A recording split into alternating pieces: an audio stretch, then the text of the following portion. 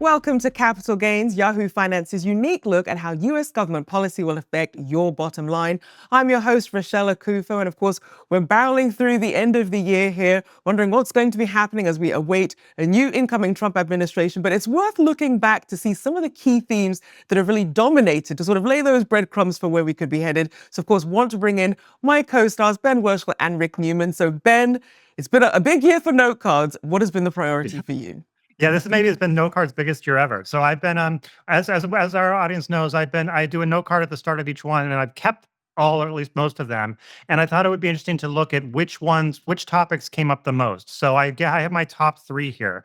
So drum roll, please. Number one is tariffs. That's the number one. There was 9 note cards over the course of the 6 months we've been doing this show. So that was the dominant one. Number two with 6 note cards is billionaires, and that includes Elon Musk. So Elon Musk and his Department of Government Efficiency. So that's another big theme of this thing. And then the third is kind of a dual here. It's a play on this. So it's debt and taxes. So it's debt and taxes, which is a good. And all three of these are going to be giant issues.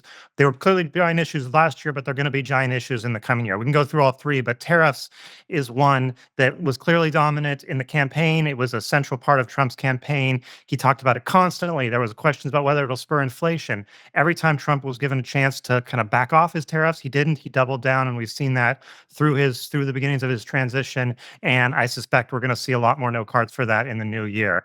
And as Trump is getting in, he's getting ready to possibly levy a whole wave of new tariffs in a Trump 2.0. So that's one of the big themes of the year, clearly. Ben, you said debt and taxes, and of course, I immediately thought death and taxes.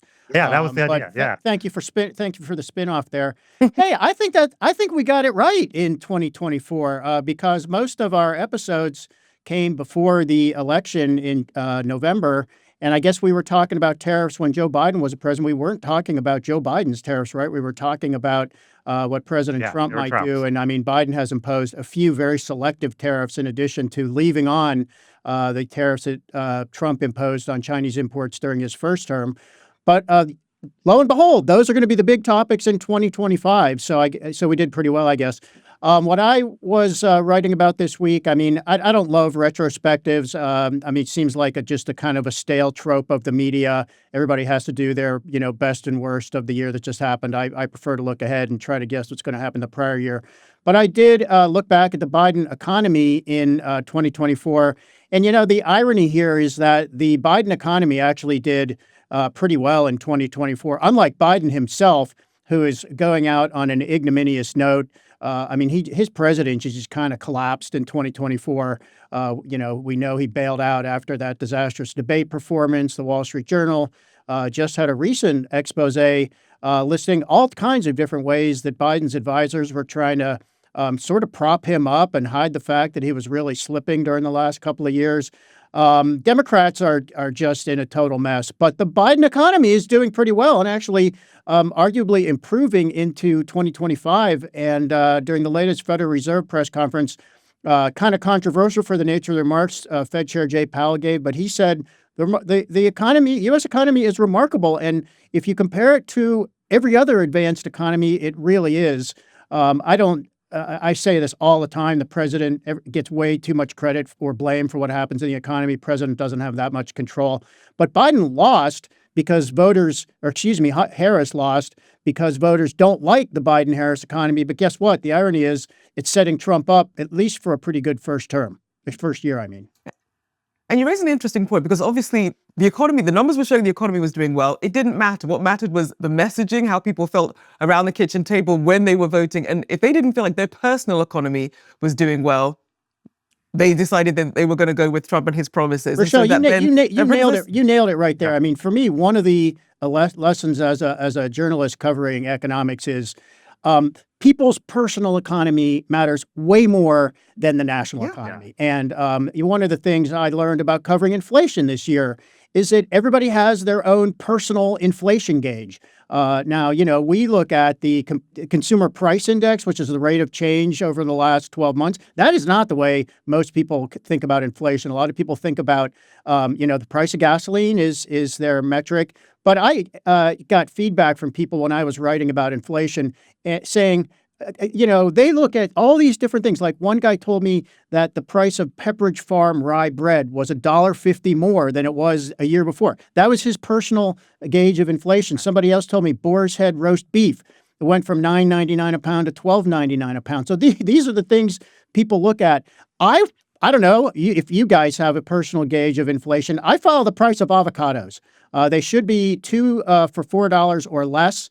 And when they're more than that, I feel like something's wrong. But maybe that's because I'm like an effete urban elite. I think for me, it was more so the gas prices. Just doing the school run every morning and realizing I was filling up more and more. I was like, this is annoying, because then it was like, well, what do I take from to be able to make sure that I'm, putting gas in my car? And then it's like, well, does that mean I should shop for a hybrid or something else? It's so Rachelle, making those things very real. Does that mean you're feeling better now that gas is now back down to like $3 a gallon? No, because it's still expensive in Maryland. It feels like everything. See, okay, so this actually, I'm actually trying to make a point here, which is, like the price goes up and it bothers people, and then the price kind of like trickles down, and it doesn't make people feel better. But anyway, Ben, do you have a personal gauge of inflation you want? I know what Ben's is. It's the price of note cards. No cards, yeah, exactly. I'm stocked up. I'm inflation proof on that for sure. But I do think it's a fascinating question, sort of to spin it forward to next year, is that Trump ran this whole campaign on how he's going to defeat inflation. Inflation's going to be over. And when you talk to voters in these polls, they actually don't want inflation to stop. They want deflation. They want inflation to go down. So I think it's going to be an interesting question, sort of as Trump takes control and is in there. How much can he sort of declare victory on inflation when avocados are still going to be high? Gas obviously goes up and down, but a lot of these prices are up, and they're not going to go up as quickly. They're not going up as quickly, but they're not going to fall. That's very unlikely unless in a few outstanding cases. You didn't tell us your personal gauge of inflation. I mean, you have kids, so maybe it's like cereal or something like that.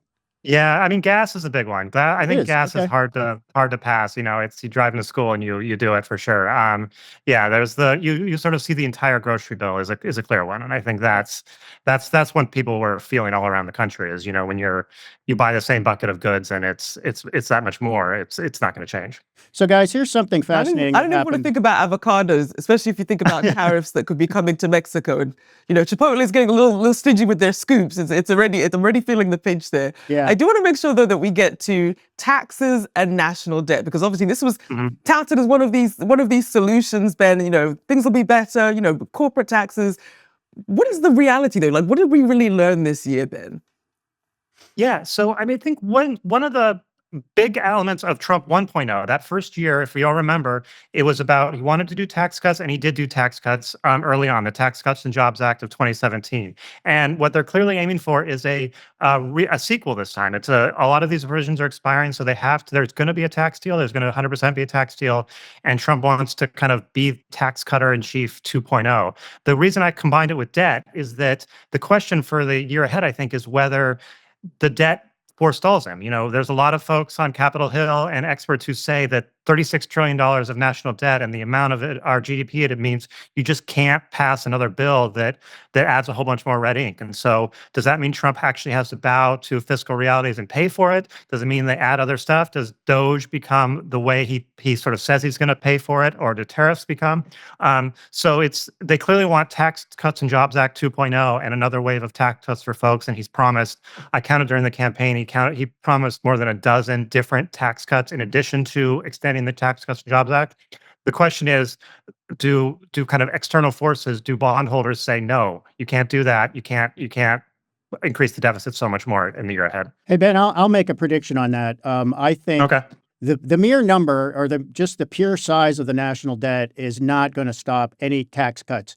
I think the only thing that is going to, and you kind of hinted at this, I think the only thing that is going to forever force the U.S. government to fix this debt problem is when it actually becomes a problem in the bond markets, and that's going to be rising interest rates. That is the thing that's going to do it. So there are a couple of different views on this. I was at a conference over the summer with some well-known financial guys, and I asked a bunch of them, how much U.S. debt can markets absorb? Are we getting close to the limit? And almost all of them said, no, we are not getting close to the limit. I said, well, how much more, debt can markets absorb before it's a problem? And people told me probably $10 trillion, maybe $15 trillion. So the national debt now is $36 trillion. And they said, you can basically you could push it a third higher before markets have a problem. Now, not everybody agrees with that. I mean, there are some others who say we've already seen some hiccups in some of the bond auctions that the Treasury Department holds that might indicate there is declining demand for U.S. Treasuries. But this is complicated. But to my mind, if there's anything to watch with regard to the health of the U.S. economy in 2025, it's not the stock market, it's not GDP, it is what happens to the 10-year Treasury rate. If it goes above 5%, I think right now it's around 4.2, 4.3. I think if it goes above 5%, the markets might consider that to be a real warning sign that there's trouble with all this debt. But if it stays below, I think the borrowing party continues. Yeah, the one I'm not sure anecdote because on that too that I've been talking when you talk to budget hawks here is that they agree with your larger point that it has to be some sort of outside event, some sort of crisis that forces Washington to change its mind. Because as I think we all agree, if Trump wants to do tax cuts, he's going to try to do tax cuts no matter what. The question is, to sort of make it a little darker, is what's a crisis that is bad enough to cause action, but not bad enough to kind of overturn the whole economy? So that's a sort of kind of gallows humor version of it, where we need something bad to happen in the bond market or somewhere else to sort of say we've got to deal with this, to have politicians finally do it, but it can't be hopefully bad enough that suddenly the economy's upside down. It's boiling the frog in terms of interest rates, just Yeah. ticking upward. And it all depends on what sort of economy Trump sort of frames that he's inheriting as to where the blame's going to end up lying. Of course, we're going to be talking more about this, but we're going to take a quick break here on Capital Gains. Stay with us. Welcome back to Capital Gains. We're going to be less than a month away from President Trump entering the White House with his inauguration. So we want to pick back up and see what are the expectations that we're looking at for 2025. So Ben, kick things off and some of the notes that you're really keeping an eye on. Yeah, I'm starting to build my 2025 note card bank. So I've got a couple for you to sort of look for on the sort of day one with Trump and what we're getting signals for in terms of that'll happen quickly. The number one thing is just a wave of executive actions. He had a press conference recently where he talked about how he's going to sign executive actions and other things. So that could be a whole lot of things. That could be intention to do tariffs. That could be executive actions that take effect immediately, and then things like the Paris Climate Accord. So I think what we're going to see is on literal day one is January 20th, January 21st is a lot of things they're hoping to sign quickly.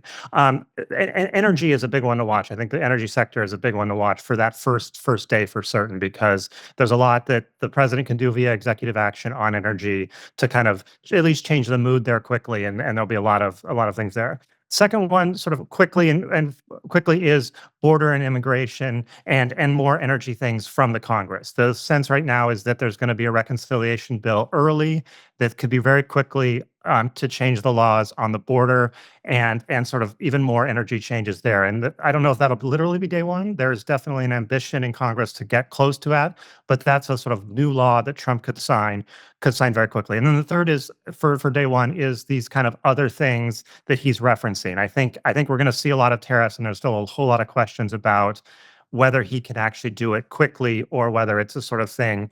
In some laws, you have to do it, you have to announce it, and then there's a 7-month review process. So it could be a day 200 sort of situation where we're actually talking to them going in effect. And then one to sort of highlight for people that's not day one is taxes. That is proving to be, that's going to be the kind of giant story of 2025, at least here in Washington, is that what the tax deal is. And it's every day, you kind of get a sense here that it's harder and harder to do. There's more disagreement within Republicans on it. Taxes are really hard. It's really complicated to draw that stuff. So that one probably people might have to wait a little bit on.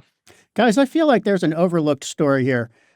So in that press conference where Trump talked for more than an hour and he laid out, his vision for 2025 and what he wants to do in the first day, he asked Joe Biden, please stop selling the wall that he wanted to build between Mexico and the United States in the middle of the Rio Grande or wherever along the border down there. Did you guys know Joe Biden was selling the wall? I mean, who's he selling? Does anybody know who's he selling it to? I mean, I want to know, like, can we get like it's like pieces. I mean, Yeah, I it's want to been buy, a can I buy a real- piece on eBay? I think there's literally auctions for it. It's like Doubt it. it's like the raw material for the wall that's been laying around that they're doing. There's a question about whether Biden is really sort of upping it at this point, but it is definitely sort of pieces of the wall. Texas may buy it all and give it back to Biden or give it back to Trump when he takes office. So it's a real thing, but it's a bit of a Twitter. I mean, Trump excitement, sure. actually said it in kind of like a nice voice. He said, Joe Biden, please stop selling the wall. I mean, I don't know if it's going to work, but anyway. So the wall, of course, is about migration and keeping people out of the country. And Ben, I think we're also going to see something on migration, some kind of executive order on day one. I mean, we know that the two or three biggest issues for voters, and especially voters who went for Trump in 2024, we know immigration was a big one. I mean, Trump just clearly won on that issue. Also, inflation was another one. So we could see him doing something symbolic about inflation on day one. I don't love these day one, this day one agenda thing. I mean, I think this is kind of silly. And sometimes these backfire. So to go back to when Biden took office in 2021, one of his day one things to do was he canceled the Keystone XL pipeline, which was purely symbolic. That pipeline wasn't even built at the time. There was no oil flowing through it. But Biden did that as a gesture to climate activists that he was on their side. He was going to be the most pro-environment president in history. He did turn out to be a climate activist himself, but that backfired because 18 months later, gas prices were at $5 a gallon. And what did people keep in mind? People remembered, oh, Biden hates fossil fuels. He canceled this oil pipeline, so it must be his fault that gasoline is at $5 per gallon. It wasn't, but that's one of the reasons Biden got the blame for it. So, I think everybody should be skeptical about these day one theatrical set pieces. And so when they do lay these things out, obviously there's only so many hours in a day, and as Ben laid out, there are timelines for these things. Obviously, some of them probably will be challenged in court as well, but it's an executive order. Which are the ones we should be paying attention to? The ones that are most realistic to get past of all the things that he's listed out of his day one goals? I think it was on Ben's note cards at the top of the show. Tariffs, tariffs, tariffs. You agree with that, Ben? I mean, this is something we know from history. I think he can signal. I think he can definitely signal. He can say, "I am going to do tariffs of X% on China or whatever country." The question is, when are businesses actually going to be paying them? So that's the sort of day one question of that. Is I definitely think we're going to get announcements of there if on day one, if not before, that are more concrete than we've seen so far. The other one, I think, Rachelle, to your point about what can you see quickly is certain parts of regulations. There's a lot of regulations, if they came in too late for Biden in Biden's term, that sort of via executive order or via sort of something called the Congressional Review Act, you can do really quickly. And so a lot of those things that if you're in a specific sector with specific regulations that kind of came together and finalized later, those can be reversed really quickly. Other regulations, just to let people know that it's going to take a while, that's a multi-year process if you're writing a new regulation, if you're writing a new rule. But if you're just kind of getting rid of some late-breaking ones from Biden, that can be really quick. Ben, you're right. You're right that these things don't go into effect the moment you announce them from the White House, but markets react the moment you announce them from the White House. So tariffs, for example, in order to impose tariffs, you have to have regulatory findings. Agencies have to find. There's a national security implication and stuff like that. You have to go through, basically go through this process. But once Trump says they're coming, then you will see markets react. And we know that from the first time around because markets are going to try to figure out, well, what specific sectors, what specific companies could be affected by this, even if there's a kind of a belief that part of this is a bluff because Trump wants to get something else other than tariffs. But we could very well see markets reacting to the very first things Trump does in office. I'm not sure that they're going to react the same way that they did during Trump's first administration, only because they're a bit more familiar with how much of it could potentially be a bluff, and they're waiting to see what actually becomes concrete. I think markets are a little bit more savvy on Trump this time. Plus, Trump wants to keep the market. He wants to keep the markets happy. I mean, especially when you look at some of the action on corporate taxes. These are things that are good for business. You have one of the richest administrations in US history now with the amount of billionaires coming in. He wants to keep the business community happy. But at the same time, the things that he campaigned on, especially as you mentioned, immigration and energy and manufacturing, these are the things that his base was most interested in. So it'll be an interesting balance between the two. Then I do want to ask you then, do you anticipate, based on some of the interviews and the things that we've seen leading up to this, that the mandate that Trump laid out is actually what he's going to be working on in terms of what his base wanted versus what the business community wanted? Yeah, I think Trump is very aware of what he won on, these issues of immigration for one, inflation for another, that people really were affected by, and I think that is what powered him to victory. And the divide between some of those other issues that voters might actually be more skeptical on if they see it in reality, tariffs, which we've been talking about, is a good example of that. But I do think Trump has had, as of this point at the end of the year, a sort of remarkably successful transition so far, and he's at approval levels that it's been years and years since he's been this high. So I don't, there's a kind of parlor game of what is a mandate, what is not. Trump, realistically, it's the smallest popular vote win since 2000. So it was a close election. So it's not a sort of, he won decisively, but not overwhelmingly. They're going to definitely try and keep it going for as long as they can. And I think their way to do that is to Rick's point earlier, show action on immigration, show the border closed in whatever form that takes, show that declare victory over inflation and whether that's sort of true or not, and then do the other things that they want to do, which may be less popular, with corporate taxes being a big one too. We should acknowledge at this point that Trump's political genius is in political theater. It's not in results, actual results, as much as it is convincing people that he did something. So let's take migration. I mean, there are probably around 11 or 12 million undocumented migrants in the United States. Trump doesn't have to deport all of them. He hardly has to deport any of them to get credit for doing something. And I think what we're going to see is, I think Trump is kind of going to look the other way, where there are issues where migrants are doing a lot of the work in important industries. Dairy and agriculture is an example. Food processing is an example. I'm not sure we're going to see, federal agents marching into chicken processing plants and taking all the workers out so they can't process chicken anymore. I think what we are going to see is big symbolic stuff down on the border. I think we will probably see some very high-profile raids or something like that. These things Trump talked about Venezuelan gangs. I think we will probably see a few targeted things like that all over the news. The White House will be putting that out there, and then we know that this is what Trump does. He says, "I told you I was going to get these violent migrants out of here, and I did it. Mission accomplished." Even if it doesn't even really show up in the data, that's not the way Trump operates. He will declare victory, and he is remarkably good at getting people to believe he actually did it when he didn't. I mean, he has nothing to lose, right? He's got Congress. He's got his mandate. He have a Republican-leaning Supreme Court. I mean, things are it's his to lose, basically. Yeah, he has everything going for him. Plus, as he keeps telling us, all the CEOs love him now.